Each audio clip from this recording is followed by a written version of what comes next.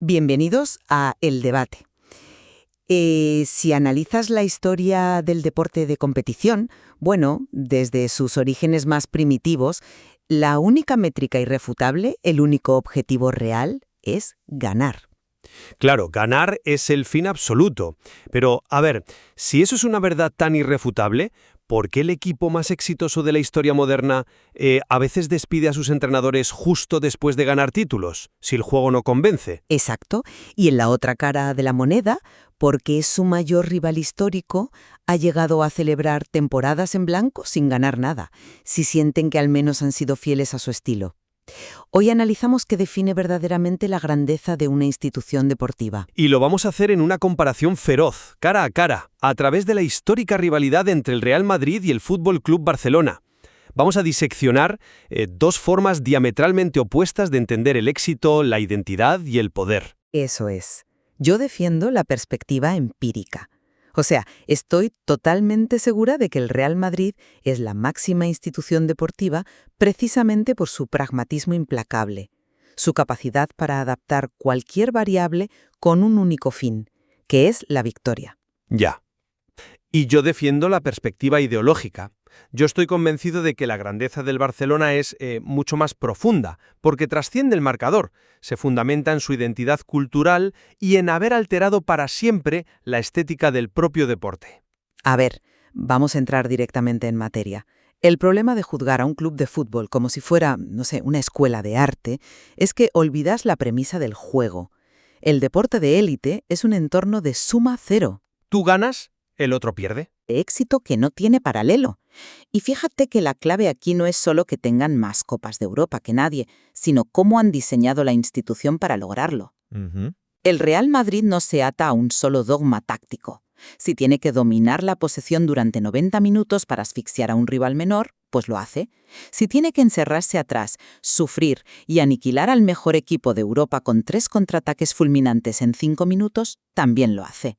Esa falta de ortodoxia estilística es su mayor fortaleza. Bueno. Son como un fondo de capital riesgo, ¿sabes? Su única filosofía es el retorno de la inversión.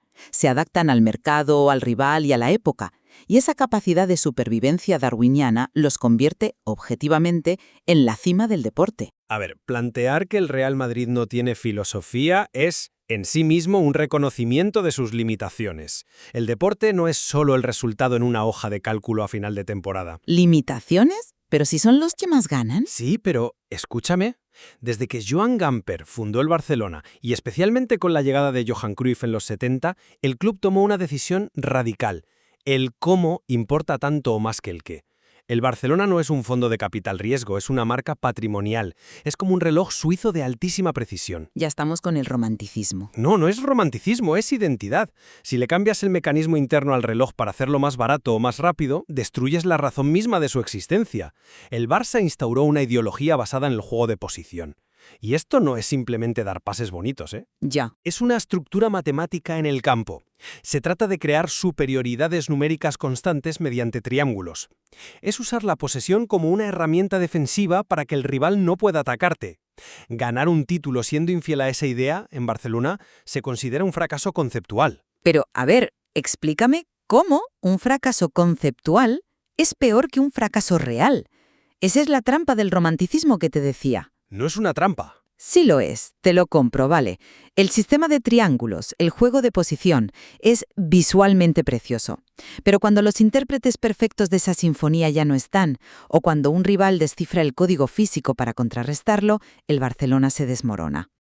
Además a mencionar la era de Guardiola y Messi, y sí, fue brillante. Pero, ¿qué pasa cuando la realidad golpea? La ideología, sin flexibilidad, es fragilidad. El Barcelona prefiere perder jugando a su manera que ganar adaptándose al rival. Y eso, en la élite competitiva, es un suicidio. No es un suicidio, es una inversión a largo plazo en su propia identidad. El dominio absoluto que ejerció el Barcelona con el tiki-taka alteró la genética del fútbol mundial. Obligó a academias en Alemania, en Inglaterra, en Sudamérica, a replantearse cómo formaban a sus jugadores. Vale, pero ¿la influencia? Espera, déjame terminar el punto. Cuando el Real Madrid gana una Champions, el mundo admira su resiliencia. Añaden una copa a la vitrina, el trofeo se limpia y al año siguiente a empezar de nuevo. Pero cuando el Barcelona perfeccionó su modelo, cambió el paradigma. Ya, pero... Y enseñaron que un mediocampista de 1,70 m podía dominar a los atletas más imponentes de Europa simplemente pensando un segundo más rápido. Esa revolución táctica tiene un peso histórico que 100 contraataques exitosos no pueden igualar. Oye, yo no minimizo esa revolución, pero creo que estás confundiendo influencia con grandeza institucional. La grandeza también se mide por la resistencia a lo largo del tiempo. Tú hablas de una era muy concreta que dependió de una conjunción casi milagrosa de una generación de canteranos irrepetible. Un milagro muy bien trabajado, fíjate. Sí, pero el Madrid no necesita milagros generacionales. Su grandeza es atemporal porque han institucionalizado la presión extrema. Quien llega al Bernabéu sabe que la historia no le permite excusas estilísticas.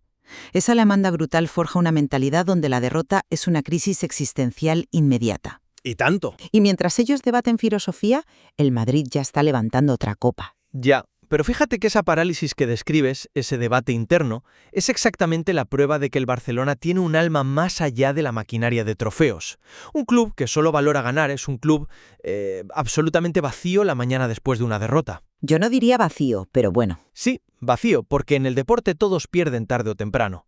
Para entender por qué el Barcelona se aferra tanto a esta idea, tenemos que salir del césped y mirar las raíces históricas y el peso de la política. No se puede entender esta rivalidad sin el contexto de la sociedad española. Ahí te doy la razón. El origen lo marca todo. Estoy de acuerdo. El lema «Més que un club» no es un eslogan de marketing inventado por una agencia en los 90. Es una realidad sociopolítica forjada a martillazos, especialmente durante la dictadura. Las expresiones de la identidad cultural catalana estaban marginadas o prohibidas. El Camp Nou se convirtió en uno de los pocos lugares seguros donde decenas de miles de personas podían reunirse y expresar quiénes eran. El equipo pasó a ser el ejército desarmado de una cultura. Cierto. Por eso, un clásico contra el Madrid nunca ha sido un simple partido. Ha sido la oportunidad de una región de reivindicarse frente al poder central y decirle existimos y somos capaces de superarte. Esa carga emocional le da a la institución una profundidad enorme. Es una narrativa histórica muy potente, sin duda. Nadie cuestiona el papel del Barça como refugio del catalanismo. Pero, a ver, analicemos la otra cara de esa moneda política. El Real Madrid, al recibir el título de Real y al ser el club de la capital, efectivamente se asoció con la institucionalidad del Estado. Exactamente, con el poder. Sí, pero lejos de ser un simple club acomodado en ese poder, convirtió esa centralidad en una exigencia de excelencia absoluta. Si representas a la capital, si representas a los ojos de muchos al país entero en Europa, no puedes ser un equipo de mitad de tabla. Ya. Esa responsabilidad forjó lo que llamamos el miedo escénico del Bernabéu. No es magia negra, es la transferencia de esa arrogancia institucional hacia los rivales. El Madrid se percibe a sí mismo como el dueño natural de la Copa de Europa, y esa convicción psicológica aplasta a rivales que tácticamente podrían ser superiores. Pero esa autoimagen se basa en una superioridad percibida desde el privilegio histórico, ¿no te das cuenta? El Barcelona tuvo que construir su autoimagen desde la resistencia. Y por eso la conexión con su afición es de una naturaleza completamente distinta. Cuando apoyas al Barcelona, apoyas una causa. Hoy en día tienes aficionados en Japón o en México que sienten el Més que un club como propio porque se identifican con la idea del talento sobreponiéndose a la fuerza bruta. Bueno, hablas de apoyo global y de fans en todo el mundo. Eso me da el pie perfecto para diseccionar cómo se financian estas dos narrativas en la era del hipercapitalismo deportivo.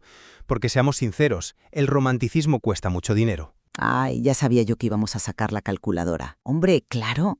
Y aquí es donde la maquinaria empírica del Real Madrid aplasta la fragilidad ideológica del Barcelona. Hablemos de números y estrategia corporativa. A principios de los 2000, Florentino Pérez implementó el modelo de los galácticos. Trajo a Figo, Zidane, Ronaldo, Beckham. Una política que, por cierto, deportivamente tuvo unos años bastante mediocres tras su inicio explosivo. Todo hay que decirlo. A corto plazo, quizá. Pero tienes que mirar el mecanismo detrás del fichaje. El Real Madrid se dio cuenta antes que nadie de que el fútbol estaba mutando hacia los derechos de televisión globales y el marketing internacional. Fichar a Beckham no fue un gasto irracional, fue una adquisición corporativa brillante. Ya. Monetizaron el mercado asiático, multiplicaron sus ingresos, han construido una base financiera tan sólida que 20 años después les permite afrontar crisis mundiales sin hipotecar el club. Operan con la precisión fría de la mejor multinacional del mundo. Sí, es un modelo de negocio impecable, te lo reconozco. Pero, ¿a qué precio, Al precio de garantizar su supervivencia perpetua. Fíjate en el contraste. El Barcelona, arrastrado por esa necesidad mesiánica de mantener su identidad estilística y retener a los ídolos del romanticismo, ha tomado decisiones financieras catastróficas. Bueno, a ver. Sí, catastróficas. Cuando tu gestión está impulsada por el miedo a que te acusen de traicionar el estilo, acabas pagando salarios fuera de mercado. Pagas sumas astronómicas por jugadores solo porque encajan en el ADN Barça, aunque las finanzas digan que es insostenible. Ya. El modelo del Barcelona, basado en la emoción, les ha llevado al borde del colapso institucional. Han tenido que vender activos, las famosas palancas, de su propio patrimonio para sobrevivir. A ver, te concedo que la gestión reciente del Barça ha sido un ejercicio de irresponsabilidad temeraria. Nadie con 2 dedos de frente puede defender las palancas o la inflación salarial que casi destruye el club. Menos mal. Pero separar la salud financiera temporal de la grandeza histórica es un error. Tú mencionas a los galácticos como la cima del marketing global, pero el atractivo que generó el Barcelona en la era de Messi creó algo que ningún estratega corporativo de Madrid puede manufacturar en una hoja de Excel. Devoción pura. Devoción también hay en el Bernabéu, ¿eh? Sí, pero distinta. Millones de personas no veían al Barcelona por el prestigio de su marca o por sus finanzas saneadas. Lo hacían por la magia pura. Ver jugar a Iniesta o a Messi te recordaba por qué de niño amabas jugar con una pelota. El Real Madrid inspira respeto, a menudo temor. Es el Goliat implacable. Pero el Barcelona inspira amor. Yo creo que subestimas enormemente la emoción que genera el Real Madrid. Asumes que la admiración por el éxito sostenido es algo frío y corporativo. Pero, a ver, analicemos el mecanismo de las remontadas europeas del Madrid. Épica puntual. No es épica puntual. No puedes explicar noches donde marcan 3 goles en 10 minutos para darle la vuelta a una eliminatoria perdida solo con solidez corporativa. Hay una mística brutal ahí. Esa mística nace de la certeza absoluta de los jugadores de que la institución es más grande que el rival. Es el pragmatismo llevado al extremo. O sea, da igual lo mal que estemos jugando hoy, encontraremos tu error y te vamos a destruir. Eso no es frío. Eso genera una adrenalina volcánica en su afición. Es volcánica, sí, pero es puramente reactiva. Es el subidón de escapar del matadero en el último segundo. Lo que yo argumento es que el Barcelona ofrece una emoción proactiva. Ellos no esperan al caos de los últimos 10 minutos. Construyen una obra de arte durante 90 minutos. ¿Ya? Tienen la ambición de dictar absolutamente cada aspecto de la realidad sobre el campo. Cederle el balón al rival para el Barça es un acto de sumisión inaceptable. Esa arrogancia estilística es de una valentía tremenda. Pero fíjate a dónde nos lleva eso. Si tienes que ser perfecto durante 90 minutos para justificar tu estilo y cometes un solo error estructural, pierdes. Y entonces todo el mundo habla de tu hermoso fracaso. El Madrid acepta que el fútbol es caótico. Abrazan el caos. Y por eso, cuando hay tormenta, el Madrid navega, mientras que el Barcelona a menudo se hunde con su barco. Orgulloso, pero hundido, al fin y al cabo. Pero se hunden cantando su propia canción, y eso garantiza que, al día siguiente, la cantera seguirá trabajando exactamente bajo los mismos principios para construir el próximo equipo que dominará el mundo. Es la fe en el proceso lo que los hace inmortales, no el resultado del domingo. Bueno, hemos llegado a un punto de tensión fascinante, y las piezas del puzzle están claras sobre la mesa. Vamos a intentar sintetizar lo que hemos extraído de este análisis de 2 monstruos del deporte. Si miras la grandeza desde el prisma de la supervivencia implacable y el impacto empírico, no hay discusión posible. Totalmente. El Real Madrid es el culmen de lo que significa competir. Han diseñado una maquinaria psicológica y financiera que sobrevive a cambios de ciclo y revoluciones, manteniendo siempre el éxito absoluto en las competiciones más exigentes. Son la voluntad de victoria institucionalizada. Y por otro lado, si entiendes que la grandeza deportiva debe dejar una huella evolutiva más profunda que los trofeos en una vitrina, el Barcelona reclama ese trono. Son la prueba de que un club puede ser el vehículo de una identidad cultural resistente. Claro. Y han demostrado que la búsqueda sistemática de la belleza y un estilo innegociable pueden cambiar las reglas de cómo se entiende el deporte a nivel global, generando una devoción intergeneracional indestructible. Al final, el choque entre el Madrid y el Barça Es un espejo donde proyectamos lo que más valoramos en cualquier empresa humana, ¿sabes? Si valoras el pragmatismo, la eficiencia brutal y el resultado final, mirarás irremediablemente hacia el blanco de Madrid.